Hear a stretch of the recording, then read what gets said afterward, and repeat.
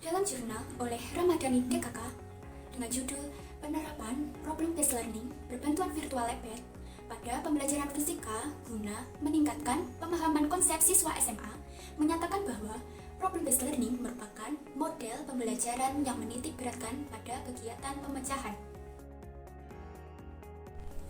Menurut Trianto, dalam buku dengan judul Model Pembelajaran Inovatif Berorientasi Konstruktivistik, model pembelajaran problem-based learning memiliki sintaks sebagai berikut. Fase yang pertama adalah orientasi siswa pada masalah.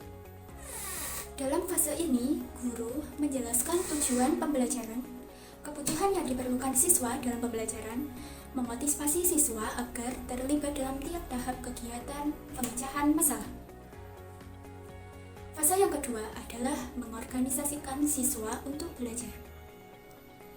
Dalam fase ini, guru mengorganisasikan siswa dan membantu siswa dalam tugas belajar yang berkaitan dengan pemecahan masalah.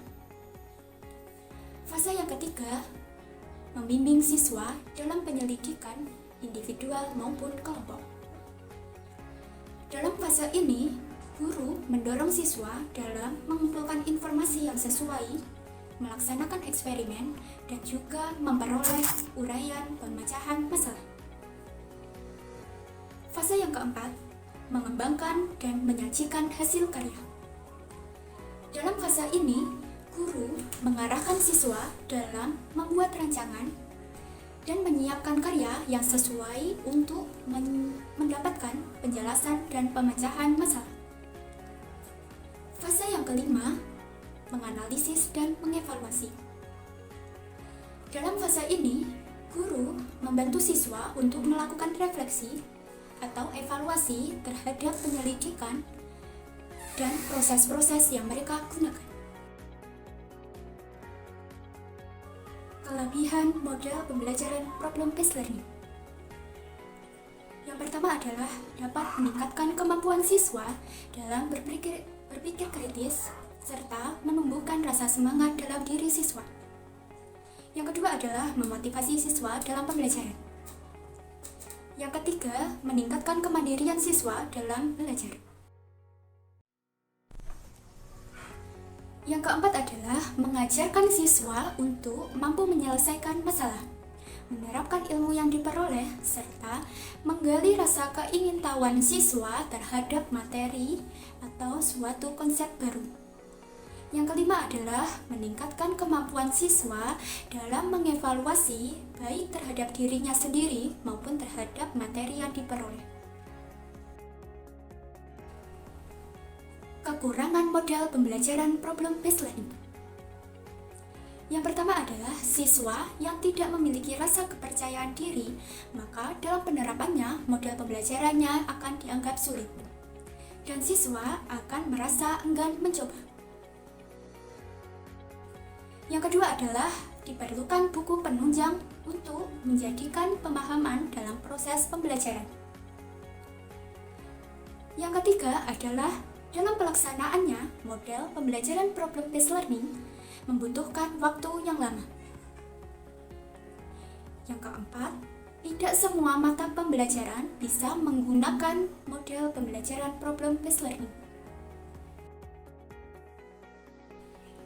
Minat belajar.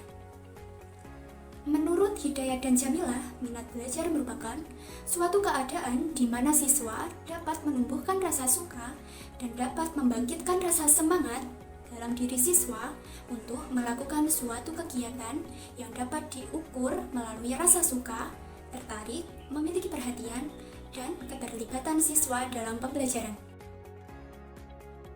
Sedangkan menurut Hurlop, minat belajar merupakan suatu hal yang membuat siswa terdorong dan memiliki rasa antusias yang tinggi untuk melakukan kegiatan atau hal yang disukai.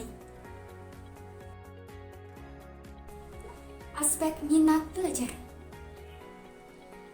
Berdasarkan teori Elizabeth B. Hurlop menjelaskan bahwa ada dua aspek dalam artian minat belajar, aspek kognitif dan aspek afektif.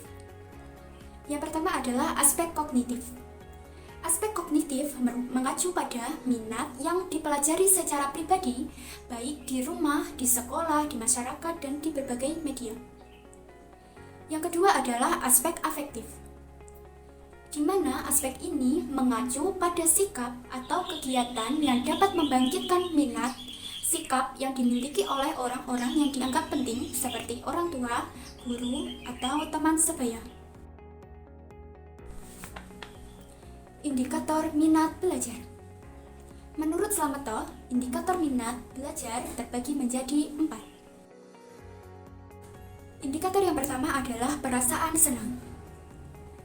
Di dalam indikator ini, siswa memiliki rasa senang terhadap mata pembelajaran.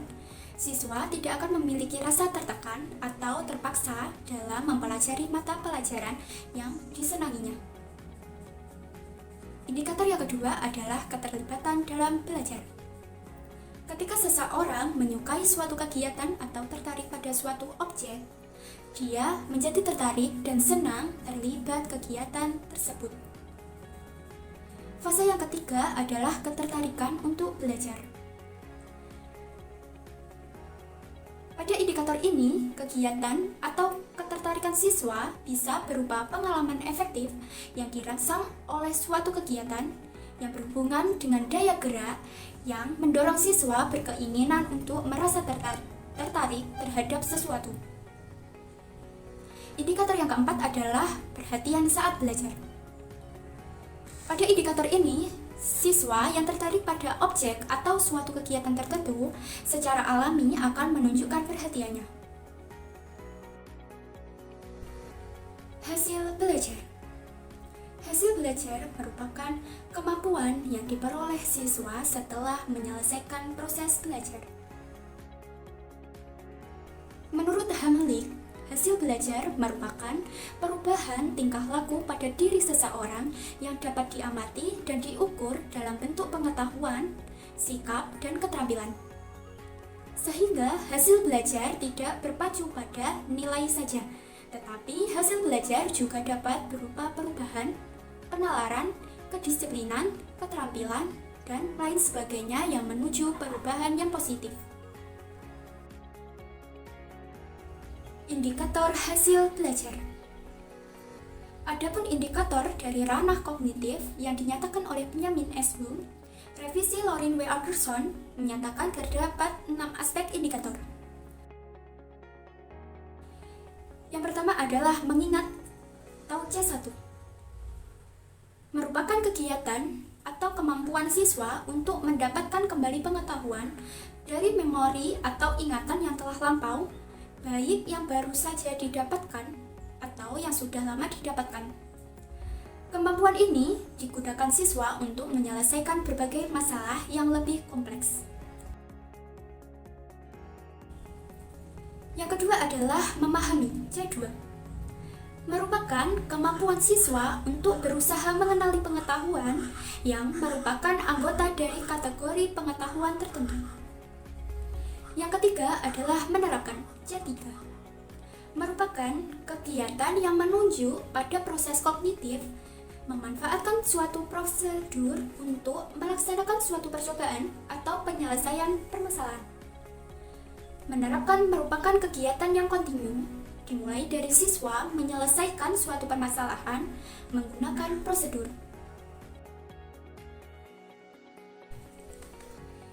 Yang keempat adalah menganalisis, C4.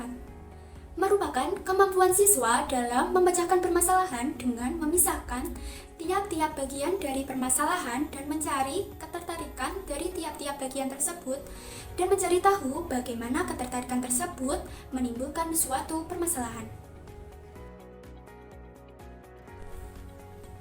Yang kelima adalah mengevaluasi, C5.